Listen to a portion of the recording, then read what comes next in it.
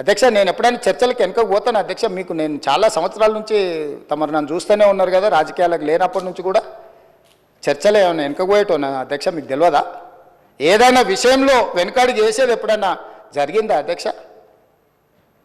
అంటే ఈరోజు మీరు తప్పించుకోవడానికి, మీరు చేసిన నేరాలను కప్పిపుచ్చుకోవడానికి ఈ రకంగా సభను అవమానించి తమరిని కించపరిచే విధంగా మాట్లాడి సభా గౌరవాన్ని, ఆ కుర్చీ మర్యాదను మంటగలిపి చర్చనే జరగొద్దు, బిల్లే పాస్ కావద్దు, ఈ భూములు ప్రజలు రైతులు బాగుపడొద్దు అని ఒక కుట్రపూరితమైన నేరాపూరితమైన ఆలోచనతోటి ఈరోజు వాళ్ళందరూ అట్లా ఆటవికంగా వ్యవహరించడాన్ని మమ్మల్ని వదిలేయండి అధ్యక్ష. మేము పాలకపక్షం, వాళ్ళు ప్రతిపక్షం ఉండొచ్చు.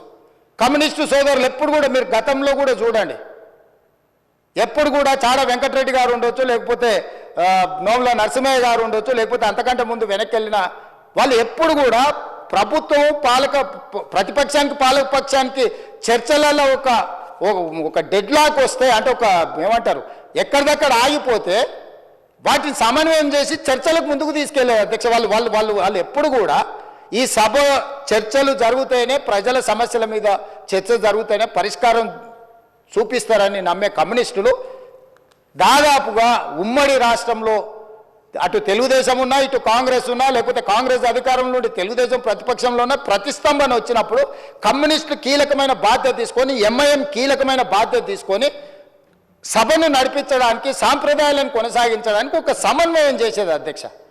ఇవాళ ఏదీ లేదు అధ్యక్ష, ఎవరు మాట వినడం లేదు. వాళ్ళేం ఎంఐఎంఆర్ లేకపోతే బీజేపీ ఆర్ కమ్యూనిస్టులు మా పార్టీ క్రియాశీలక సభ్యులేం కాదు అధ్యక్ష.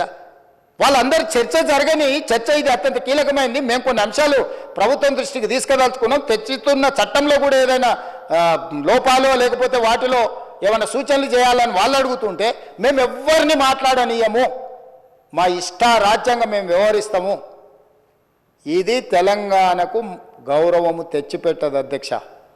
ఈ సభలో అట్లా వ్యవహరించే వాళ్ళ పట్ల తమరు నిశితంగా ఆలోచన చేసి ఒక మంచి నిర్ణయం తీసుకోవాల్సిన సమయం వచ్చేసింది అధ్యక్ష. 1 సంవత్సరం పూర్తి అయిపోయింది. ఇంకా మనం చిల్లర మల్లర వేషాలు వేసుకుంటా 10 సంవత్సరాలలో 100 సంవత్సరాలకు కావాల్సినంత దోసుకొని విధ్వంసం చేసి చర్చనే జరగొద్దు, చట్టమే మారొద్దు, చట్టం మా ఇష్ట ప్రకారమే నడవాలి అధ్యక్ష. నేను ఎప్పుడైనా చర్చలకు వెనక పోతాను అధ్యక్ష. మీకు నేను చాలా సంవత్సరాల నుంచి తమరు నన్ను చూస్తూనే ఉన్నారు కదా, రాజకీయాలకు లేనప్పటి నుంచి కూడా చర్చలు ఏమైనా వెనక పోయేటోనా అధ్యక్ష? మీకు తెలియదా? ఏదైనా విషయంలో వెనకాడికి చేసేది ఎప్పుడన్నా జరిగిందా అధ్యక్ష? అంటే ఈరోజు మీరు తప్పించుకోవడానికి, మీరు చేసిన నేరాలను కప్పిపుచ్చుకోవడానికి ఈ రకంగా సభను అవమానించి తమరిని కించపరిచే విధంగా మాట్లాడి సభా గౌరవాన్ని, ఆ కుర్చీ మర్యాదను మంటగలిపి చర్చనే జరగొద్దు, బిల్లే పాస్ కావద్దు, ఈ భూములు ప్రజలు రైతులు బాగుపడొద్దు అని ఒక కుట్రపూరితమైన నేరాపూరితమైన ఆలోచనతోటి ఈరోజు వాళ్ళందరూ అట్లా ఆటవికంగా వ్యవహరించడాన్ని మమ్మల్ని వదిలేయండి అధ్యక్ష. మేము పాలకపక్షం, వాళ్ళు ప్రతిపక్షం ఉండొచ్చు. కమ్యూనిస్టు సోదరులు ఎప్పుడు కూడా మీరు గతంలో కూడా చూడండి, ఎప్పుడు కూడా చాడ వెంకటరెడ్డి గారు ఉండొచ్చు, లేకపోతే నోముల నరసింహయ్య గారు ఉండొచ్చు, లేకపోతే అంతకంటే ముందు వెనక్కి వెళ్ళిన వాళ్ళు ఎప్పుడు కూడా ప్రభుత్వం ప్రతిపక్షానికి పాలకపక్షానికి చర్చలలో ఒక డెడ్ లాక్ వస్తే, అంటే ఒక ఏమంటారు ఎక్కడిదక్కడ ఆగిపోతే వాటిని సమన్వయం చేసి చర్చలకు ముందుకు తీసుకెళ్లారు అధ్యక్ష. వాళ్ళు ఎప్పుడు కూడా ఈ సభ చర్చలు జరుగుతాయనే, ప్రజల సమస్యల మీద చర్చ జరుగుతాయనే పరిష్కారం చూపిస్తారని నమ్మే కమ్యూనిస్టులు దాదాపుగా ఉమ్మడి రాష్ట్రంలో అటు తెలుగుదేశం ఉన్నా, ఇటు కాంగ్రెస్ ఉన్నా, లేకపోతే కాంగ్రెస్ అధికారంలో ఉండి తెలుగుదేశం ప్రతిపక్షంలో ఉన్న ప్రతిస్తంభన వచ్చినప్పుడు కమ్యూనిస్టులు కీలకమైన బాధ్యత తీసుకొని, ఎంఐఎం కీలకమైన బాధ్యత తీసుకొని సభను నడిపించడానికి, సాంప్రదాయాలను కొనసాగించడానికి ఒక సమన్వయం చేసేది అధ్యక్ష. ఇవాళ ఏదీ లేదు అధ్యక్ష, ఎవరు మాట వినడం లేదు. వాళ్ళేం ఎంఐఎంఆర్ లేకపోతే బీజేపీ ఆర్ కమ్యూనిస్టులు మా పార్టీ క్రియాశీలక సభ్యులేం కాదు అధ్యక్ష.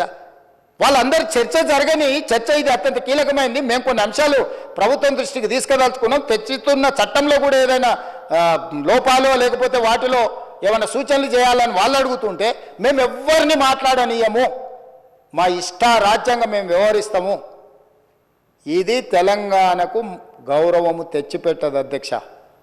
ఈ సభలో అట్లా వ్యవహరించే వాళ్ళ పట్ల తమరు నిశితంగా ఆలోచన చేసి ఒక మంచి నిర్ణయం తీసుకోవాల్సిన సమయం వచ్చేసింది అధ్యక్ష. 1 సంవత్సరం పూర్తి అయిపోయింది. ఇంకా మనం చిల్లర మల్లర వేషాలు వేసుకుంటా 10 సంవత్సరాలలో 100 సంవత్సరాలకు కావాల్సినంత దోసుకొని విధ్వంసం చేసి చర్చనే జరగొద్దు, చట్టమే మారొద్దు, చట్టం మా ఇష్ట ప్రకారమే నడవాలి, మీ ఇష్ట ప్రకారం వద్దు అని 23 డిసెంబర్లో అధికారం కోల్పోయారు, 24 మే జూన్లో డిపాజిట్లు కోల్పోయారు, 24 డిసెంబర్లో మీరు మెదడు కూడా కోల్పోయినట్టుగా అనిపిస్తుంది అధ్యక్ష నాకు.